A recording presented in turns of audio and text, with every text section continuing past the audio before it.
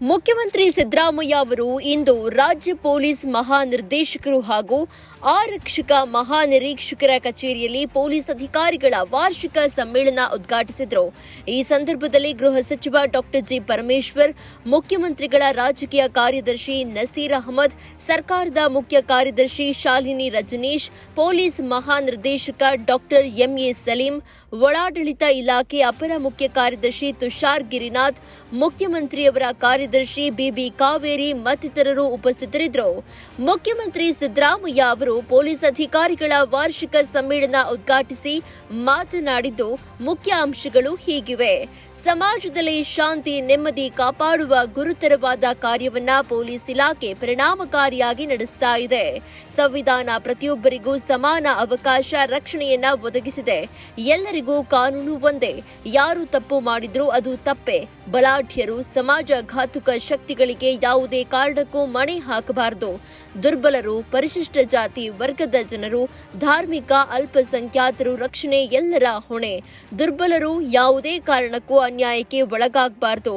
ಪ್ರತಿಯೊಬ್ಬರಿಗೂ ಸಮಾನ ನ್ಯಾಯ ಒದಗಿಸುವುದು ಪೊಲೀಸರ ಕರ್ತವ್ಯವಾಗಿದೆ. ತಹಶೀಲ್ದಾರ್ ಹಾಗೂ ಪೊಲೀಸ್ ಇನ್ಸ್ಪೆಕ್ಟರ್ ಸರಿಯಾಗಿ ಕರ್ತವ್ಯ ನಿರ್ವಹಿಸಿದರೆ ಆ ತಾಲೂಕಿನಲ್ಲಿ ಜನರು ನೆಮ್ಮದಿಯಿಂದ ಇರಲು ಸಾಧ್ಯ. ಇದೇ ರೀತಿ ಜಿಲ್ಲೆಯಲ್ಲಿ ಜಿಲ್ಲಾಧಿಕಾರಿ, ಎಸ್ಪಿ ಮತ್ತು ಸಿಇಒ ಸರಿಯಾಗಿ ಕರ್ತವ್ಯ ನಿರ್ವಹಿಸಿದರೆ ಆ ಜಿಲ್ಲೆಯ ಜನರು ನೆಮ್ಮದಿಯಿಂದ ಇರಲು ಸಾಧ್ಯ. ಆದರೆ ಕೆಲವು ಪೊಲೀಸ್ ಠಾಣೆಗಳಲ್ಲಿ ಕೆಲವು ಅಧಿಕಾರಿಗಳು ಸರಿಯಾಗಿ ಕರ್ತವ್ಯ ನಿರ್ವಹಿಸದ ಕಾರಣಕ್ಕೆ ಜನರು ತೊಂದರೆ ಅನುಭವಿಸಬೇಕಾಗಿದೆ. ಕೊಲೆ, ಸುಲಿಗೆ, ಡಕಾಯಿತಿ, ದರೋಡೆ ಪ್ರಕರಣಗಳ ಸಂಖ್ಯೆಯಲ್ಲಿ ಕಳೆದ 1 ವರ್ಷದಲ್ಲಿ ಕಡಿಮೆಯಾಗಿದೆ. ಆದರೆ ಸೈಬರ್ ಅಪರಾಧ, ಡ್ರಗ್ಸ್ ಚಟುವಟಿಕೆಗಳು ಹೆಚ್ಚಾಗಿದ್ದು ಅದನ್ನ ಮಟ್ಟ ಹಾಕಲು ಕಠಿಣ ಕ್ರಮಗಳನ್ನು ಜರುಗಿಸಬೇಕು. ನಮ್ಮ ರಾಜ್ಯದಲ್ಲಿ ಕ್ರಿಮಿನಲ್ ಪ್ರಕರಣಗಳಲ್ಲಿ ಕನ್ವಿಕ್ಷನ್ ದರ ಕಡಿಮೆ ಇದೆ. ಅಪರಾಧ ಪ್ರಕರಣಗಳಲ್ಲಿ ಭಾಗಿಯಾದವರಿಗೆ ಶಿಕ್ಷೆಯನ್ನ ಖಾತ್ರಿಪಡಿಸುವಲ್ಲಿ ಪೊಲೀಸರ ಪಾತ್ರ ಮುಖ್ಯವಾಗಿದೆ.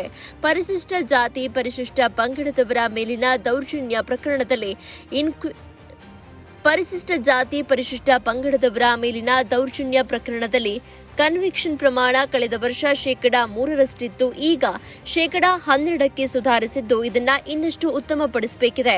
ಅಪರಾಧವನ್ನ ಸಂಪೂರ್ಣವಾಗಿ ನಿಲ್ಲಿಸಲು ಸಾಧ್ಯವಿಲ್ಲದೇ ಇದ್ರೂ ಅಪರಾಧ ಪ್ರಮಾಣ ಕಡಿಮೆ ಮಾಡಲು ಸಾಧ್ಯವಿದೆ.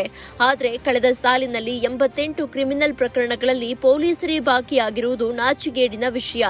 ಪೊಲೀಸರು ಜಾಗರೂಕರಾಗಿದ್ದರೆ ಅನೇಕ ಅಪರಾಧ ಪ್ರಕರಣಗಳನ್ನು ತಡೆಗಟ್ಟಲು ಸಾಧ್ಯವಿದೆ.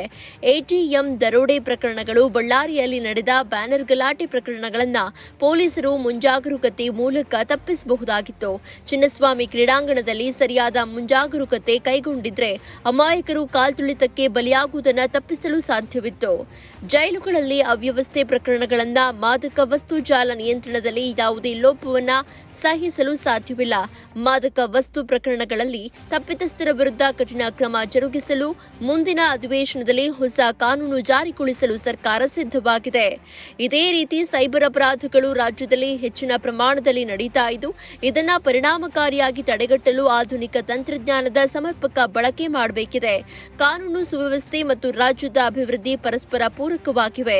ಕಾನೂನು ಸುವ್ಯವಸ್ಥೆ ಚೆನ್ನಾಗಿದ್ರೆ ಮಾತ್ರ ಬಂಡವಾಳ ಹೂಡಿಕೆ ಹೆಚ್ಚಾಗಿ ಅಭಿವೃದ್ಧಿ ಸಾಧಿಸಲು ಸಾಧ್ಯವಿದೆ. ಪ್ರತಿಯೊಬ್ಬರಿಗೂ ರಕ್ಷಣೆ ಒದಗಿಸುವುದು, ನ್ಯಾಯ ಒದಗಿಸುವುದು ಸರ್ಕಾರದ ಬದ್ಧತೆಯಾಗಿದೆ.